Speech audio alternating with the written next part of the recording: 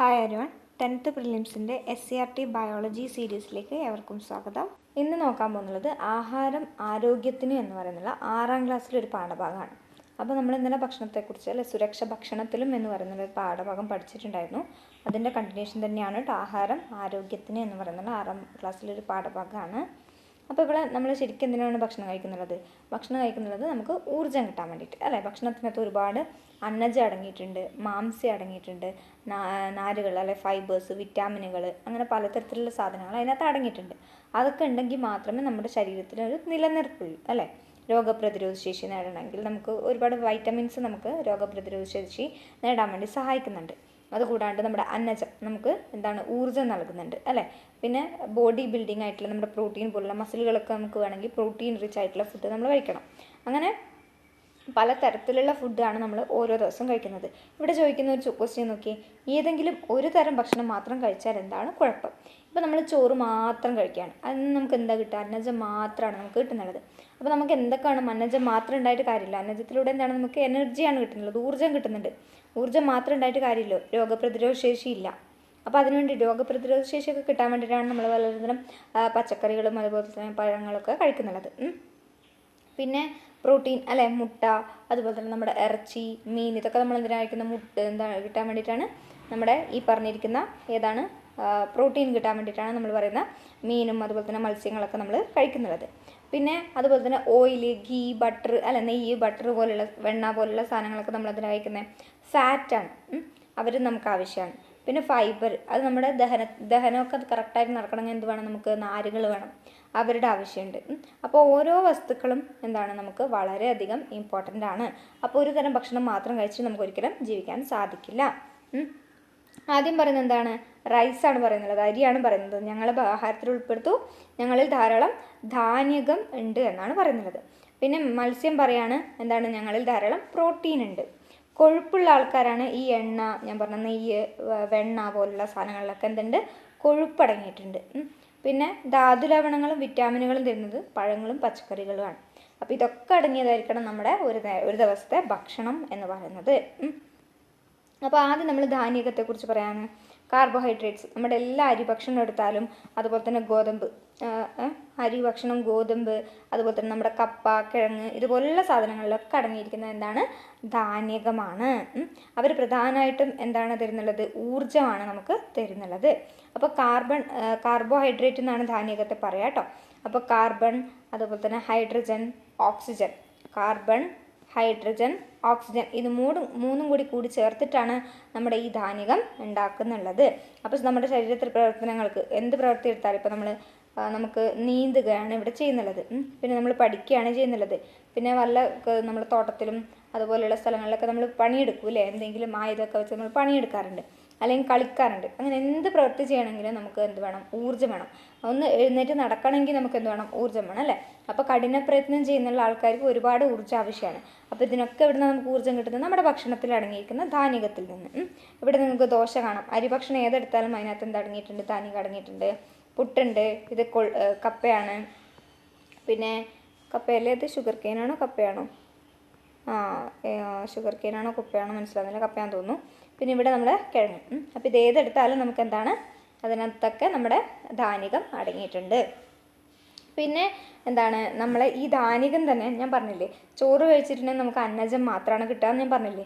അപ്പോൾ ഈ ധാന്യകത്തിൽ അടങ്ങിയിരിക്കുന്ന എന്തൊക്കെയാണ്? അന്നജം, പിന്നെ പഞ്ചസാര, ഗ്ലൂക്കോസ്, സെല്ലുലോസ്, ഇതാണ് ധാന്യകത്തിൻ്റെ വിവിധ രൂപങ്ങൾ.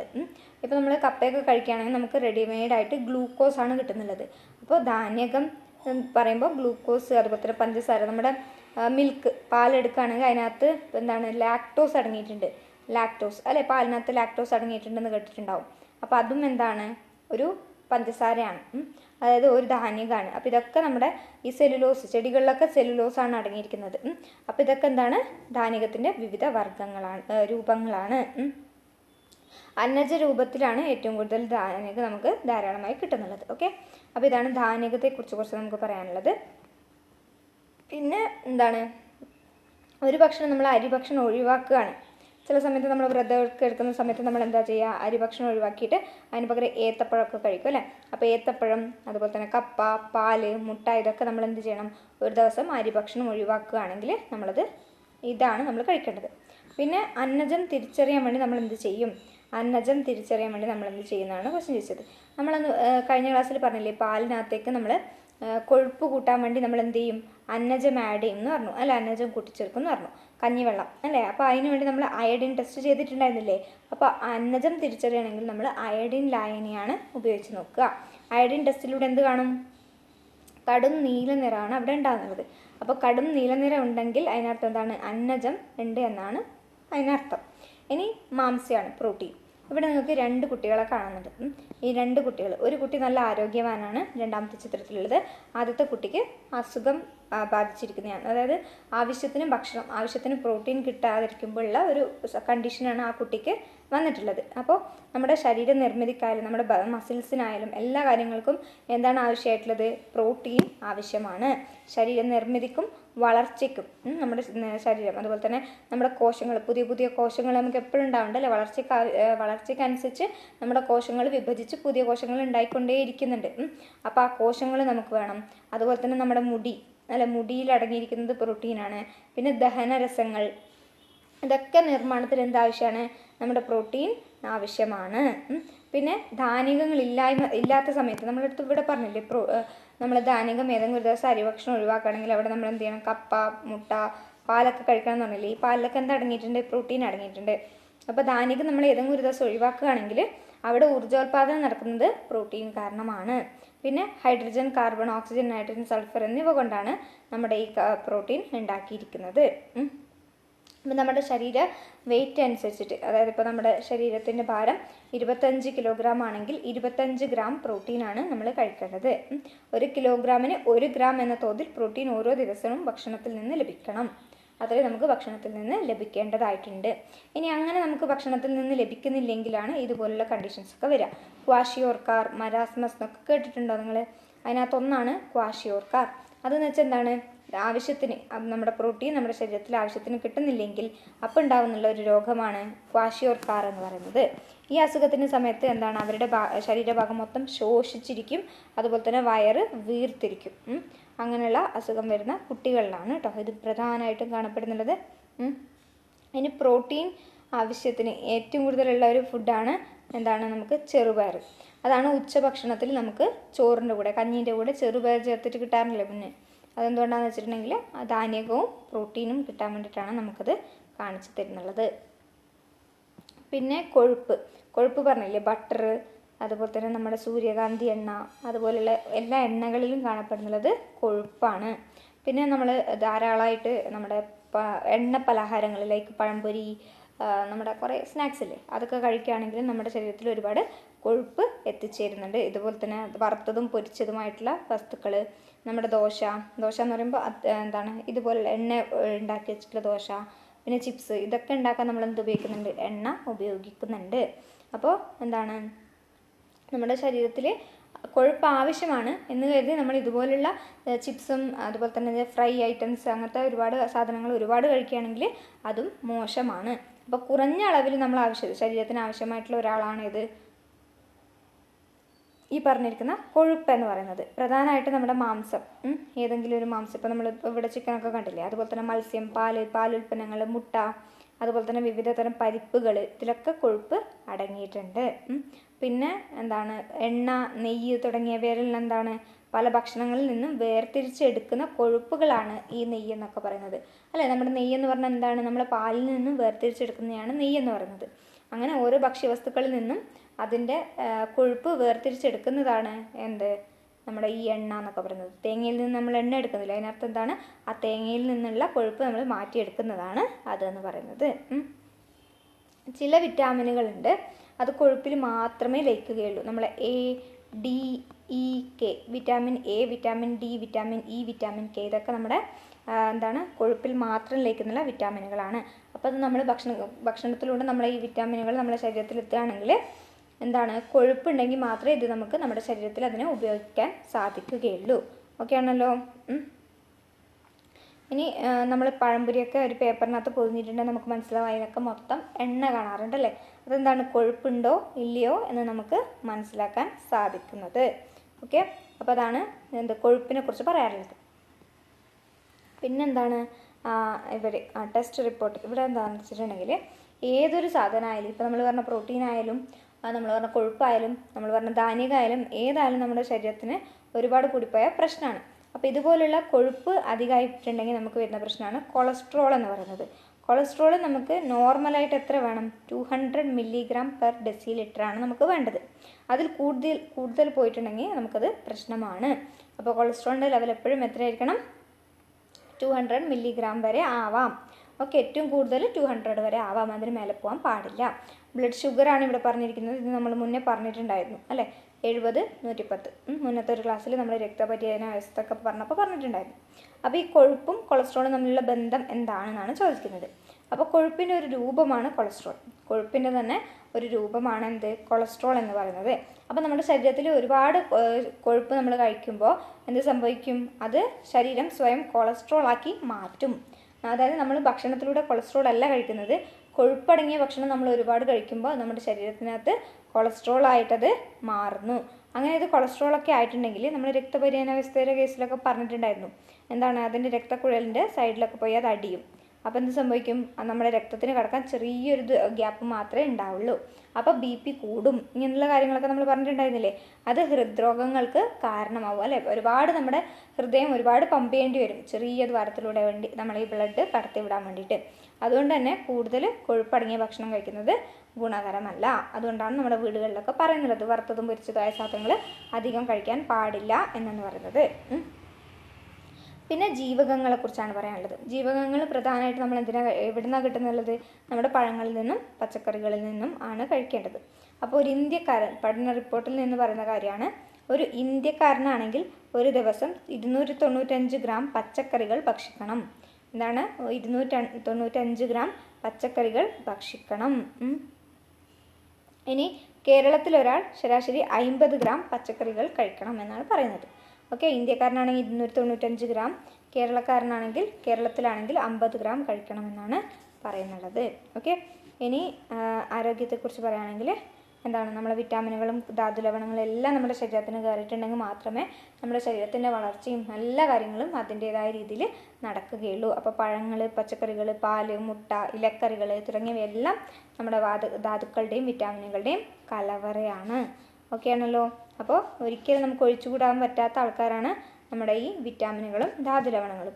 അപ്പോൾ പ്രധാനമായിട്ട് പറയുകയാണെങ്കിൽ ADEK BC അങ്ങനെ 6 തരത്തിലുള്ള വിറ്റാമിനുകളാണുള്ളത്. ഇതിനകത്ത് ഈ പറഞ്ഞിരിക്കുന്ന ADEK എന്ന് പറയുന്നത് കൊഴുപ്പിൽ ലയിക്കുന്നതാണ്, 4 എണ്ണം ഉണ്ട്. പിന്നെ ബാക്കിയുള്ള Bയും Cയും എന്താണ്? വെള്ളത്തിൽ ലയിക്കുന്നതാണ്.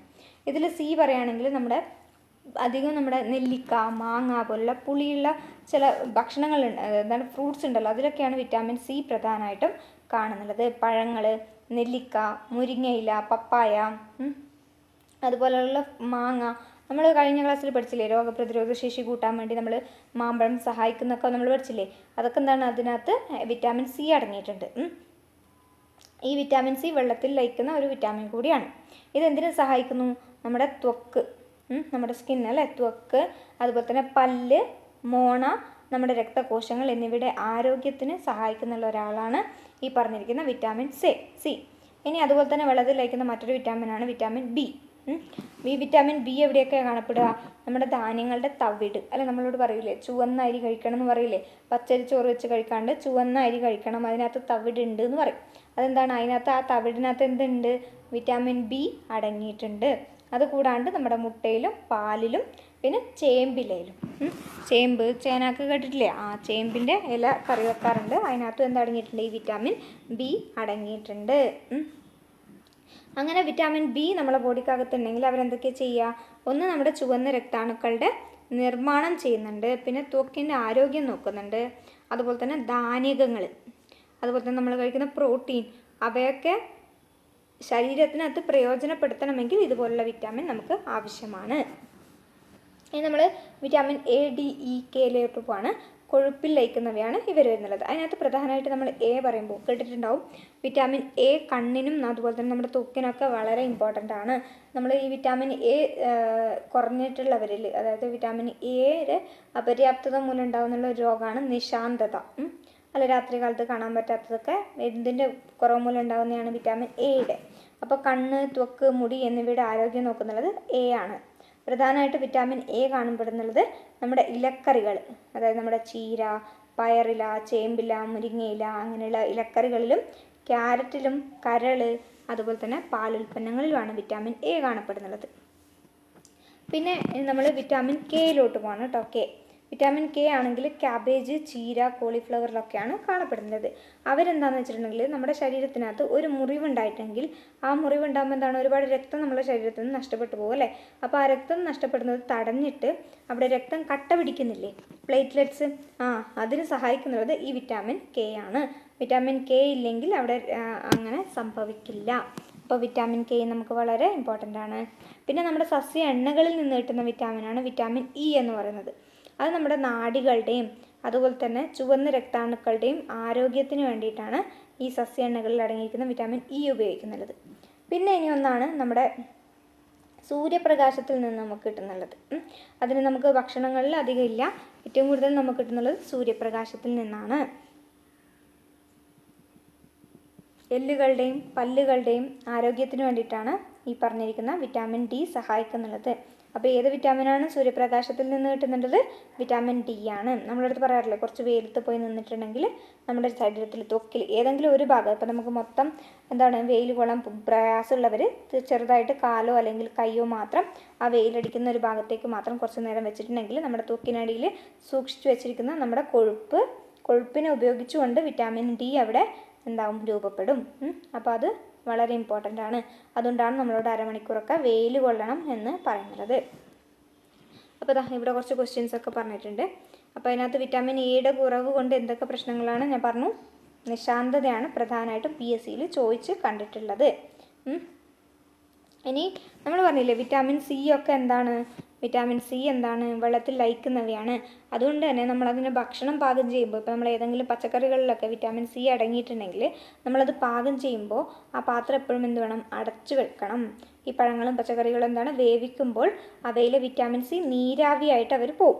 അപ്പോൾ അത് തടയാൻ വേണ്ടിയിട്ടാണ് നമ്മൾ എന്ത് ചെയ്യുന്നുള്ളത്, ഈ സാധനങ്ങൾ അടച്ചു വെച്ചിട്ട് ചെയ്യുന്നുള്ളത്. ഇനി അടുത്തതാണ് ധാതു ലവണങ്ങൾ. അതായത് ഇപ്പം നമ്മൾ പറയാറില്ലേ അയണിൻ്റെ കുറവുണ്ട് എന്ന് പറയാറില്ലേ, ചിലവർക്ക് ഹീമോഗ്ലോബിൻ്റെ കുറവുണ്ട് എന്നൊക്കെ പറയാറില്ലേ. അധികം അനീമിയ പോലുള്ള കണ്ടീഷൻസ് അധികം നമ്മൾ പെൺകുട്ടികളിലാണ് അത് കാണപ്പെടാറുള്ളത്. പിന്നെ ഒന്നാണ് അയഡിൻ അല്ലെ, ഗോയിറ്റർ പോലുള്ള സാധനങ്ങൾ വരാറുണ്ട്. കേട്ടിട്ടുണ്ടാവും സോഡിയത്തിൻ്റെ കുറവുണ്ട്, പൊട്ടാഷ്യത്തിൻ്റെ കുറവുണ്ട് എന്നൊക്കെ നമ്മൾ കേട്ടിട്ടുണ്ട്, കാൽഷ്യത്തിൻ്റെ കുറവുണ്ട്. അതുപോലുള്ള ധാതു ലവണങ്ങൾ നമുക്ക് എല്ലാ ധാതു ലവണങ്ങളും നമുക്ക് ആവശ്യമാണ്. സോഡിയം വേണം, പൊട്ടാഷ്യം വേണം, മാഗ്നീഷ്യം വേണം, അതുപോലെ തന്നെ അയഡിൻ അതുപോലെ തന്നെ കാൽഷ്യം, ഫോസ്ഫറസ്, ഇതൊക്കെ നമ്മുടെ ബോഡിക്കകത്തേക്ക് ആവശ്യമാണ്. അതിലൊന്നാണ് ഇരുമ്പ്. എന്താ ഞാൻ പറഞ്ഞത്, ഹീമോഗ്ലോബിൻ്റെ നിർമ്മാണത്തിന് വേണ്ടിയിട്ട്. ഹീമോഗ്ലോബിനെ കുറിച്ച് നമ്മൾ പഠിച്ചിട്ടുണ്ടായിരുന്നില്ലേ, അതിനകത്ത് ഒരു അയൺ ഉണ്ടെന്ന് നമ്മൾ പറഞ്ഞു അല്ലേ. അപ്പോൾ അയൺ ഉണ്ടെങ്കിൽ മാത്രമേ ഹീമോഗ്ലോബിൻ്റെ നിർമ്മാണം നമ്മുടെ ശരീരത്തിനകത്ത് നടക്കുള്ളൂ. അപ്പോൾ അതിനുവേണ്ടി നമ്മൾ എന്ത് ചെയ്യണം, ഇരുമ്പ് കഴിക്കണം, അതായത് ഇരുമ്പ് അടങ്ങിയിട്ടുള്ള ഭക്ഷണം കഴിക്കണം. അപ്പോൾ ഇലക്കറികൾ, മത്തൻ കുരു, മുതിര, ശർക്കര, കരൾ, ഇതിലൂടെയൊക്കെയാണ് നമുക്ക് ഇരുമ്പ് കിട്ടുക. പിന്നെ നമ്മൾ പറഞ്ഞു കേട്ടിട്ടുണ്ട്, എനിക്കറിയില്ല, ഇപ്പോൾ നമ്മൾ ദോശച്ചട്ടിയൊക്കെ ഇല്ലേ, അപ്പോൾ അത് ഇരുമ്പിൻ്റെ ചട്ടി ഉപയോഗിക്കുകയാണെങ്കിൽ അതിൽ നിന്നും നമുക്ക് കുറച്ച് ചെറിയ തോതിൽ എന്ത് കിട്ടും, അയൺ കിട്ടുമെന്ന് കേട്ടിട്ടുണ്ട്. പിന്നെയാണ് കാൽഷ്യവും ഫോസ്ഫറസും നമ്മുടെ ബോണുകൾക്ക് അല്ല എല്ലുകൾക്കും പല്ലുകൾക്കും അതുപോലെ തന്നെ പേശികളുടെയും നാഡികളുടെയും പ്രവർത്തനത്തിനൊക്കെ വേണ്ടാണ് ഈ കാൽഷ്യവും ഫോസ്ഫറസും. പ്രധാനമായിട്ട് എവിടെ നിന്നാണ് കിട്ടുക, മരച്ചീനി, ചേന, പാലുൽപ്പന്നങ്ങൾ, ഏത്തപ്പഴത്തിൽ നിന്നൊക്കെയാണ് ഈ പറഞ്ഞ കാര്യങ്ങൾ കിട്ടുക. പിന്നെ നമ്മുടെ സോഡിയം നമുക്ക് ഉപ്പിൽ നിന്നാണ് കിട്ടുന്നത്. നമ്മൾ കറിയിൽ ഉപയോഗിക്കുന്ന ഉപ്പ്. ശരീരത്തിൽ ആവശ്യമായ ജലം നിലനിർത്തുന്നുള്ളത് ഈ സോഡിയമാണ്. പിന്നെയാണ് അയഡിൻ ഞാൻ പറഞ്ഞില്ലേ, തൈറോയിഡ് അതായത് ഗോയിറ്റർ പോലുള്ള പ്രശ്നങ്ങളൊക്കെ വരുന്നുള്ളത് അയഡിൻ്റെ പ്രശ്നങ്ങൾ കൊണ്ടാണ്, അയഡിൻ്റെ കുറവ് മൂലമാണ്. അപ്പോൾ തൈറോയിഡ് ഗ്രന്ഥിയുടെ ശരിയായ പ്രവർത്തനത്തിന് വേണ്ടി നമുക്ക് എന്ത് വേണം, അയഡിൻ വേണം. ഈ അയഡിൻ എവിടെ നിന്നാണ് കിട്ടുക, ഒന്ന് നമ്മുടെ അയഡിൻ ചേർത്തിട്ടുള്ള ഉപ്പ്, അയഡൈസ്ഡ് ഉപ്പ്, സോൾട്ട് എന്ന് നമ്മൾ കേട്ടിട്ടുണ്ടാവും. അപ്പോൾ അയഡിൻ ചേർത്തിട്ടുള്ള ഉപ്പ്, അതുപോലെ തന്നെ കടൽ മത്സ്യങ്ങളുടെ തല, പിന്നെ കടൽ വിഭവങ്ങൾ, ഇതിൽ നിന്നൊക്കെ നമുക്ക് എന്ത് കിട്ടും, അയഡിൻ കിട്ടും. അപ്പോൾ അതാണ് ഏത് ധാതു ലവണങ്ങളുടെ കേസിൽ നമുക്ക് പറയാനുള്ളത്. ഇനി പോഷക അപര്യാപ്തത രോഗങ്ങളുണ്ട്. നമ്മൾ പറഞ്ഞില്ലേ ഇതെല്ലാം നമ്മുടെ ശരീരത്തിൽ വേണം. അപ്പോൾ ചിലപ്പോൾ നമ്മൾ കഴിക്കുന്ന ഭക്ഷണത്തിൽ നിന്ന് ഇതെല്ലാം നമുക്ക് കിട്ടണമെന്നില്ല. അപ്പോൾ എന്തുണ്ടാവും, ചില അപര്യാപ്തത രോഗങ്ങൾ നമുക്ക് വരാൻ സാധ്യതയുണ്ട്. അതാണ് വിറ്റാമിൻ എ കറക്റ്റായിട്ട് നമുക്ക് ആവശ്യത്തിന് കിട്ടിയിട്ടില്ലെങ്കിൽ അവിടെ വരുന്നതാണ് മങ്ങിയ പ്രകാശത്തിൽ നമുക്ക് കാണാൻ സാധിക്കില്ല. അതിനെയാണ് നമ്മൾ നിശാന്തത എന്ന് പറയുന്നത്. എന്താണ്? മങ്ങിയ പ്രകാശത്തിൽ കാണാൻ കഴിയില്ല, അതിനെയാണ് നമ്മൾ നിശാന്തത എന്ന് പറയുന്നത്. പിന്നെയാണ് വിറ്റാമിൻ ബി. വിറ്റാമിൻ ബി എന്താണ്? വായ്പുണ്ണാണ്. വായ്പുണ്ണ് ഉണ്ടാകുന്നവർ, അതായത് ഇടയ്ക്കിടെ വായ്പുണ്ണ് വരുന്നവർ ഹോസ്പിറ്റലിൽ പോയി അവർക്ക് വിറ്റാമിൻ ഗുളിക തരാറുണ്ട്. അതെന്താണ്? വിറ്റാമിൻ ബി കുറഞ്ഞിട്ടുണ്ടെങ്കിൽ നമുക്ക് വായ്പുണ്ണ് വരും, അതായത് വായിൽ വ്രണങ്ങൾ വരാനുള്ള സാധ്യതയുണ്ട്. പിന്നെയാണ് വിറ്റാമിൻ സി. വിറ്റാമിൻ സി എന്താണ്? സ്കർവിയാണ് കോസ് ചെയ്യുക, അതായത് മോണയിൽ, ഇതിപ്പോൾ നമ്മൾ വായ്പുണ്ണല്ല, അല്ലാണ്ട് നമ്മുടെ മോണയിൽ പഴുപ്പും അതുപോലെ തന്നെ രക്തസ്രാവവും ഉണ്ടാകുന്നുള്ളത് വിറ്റാമിൻ സി കാരണം കുറയുമ്പോഴാണ്.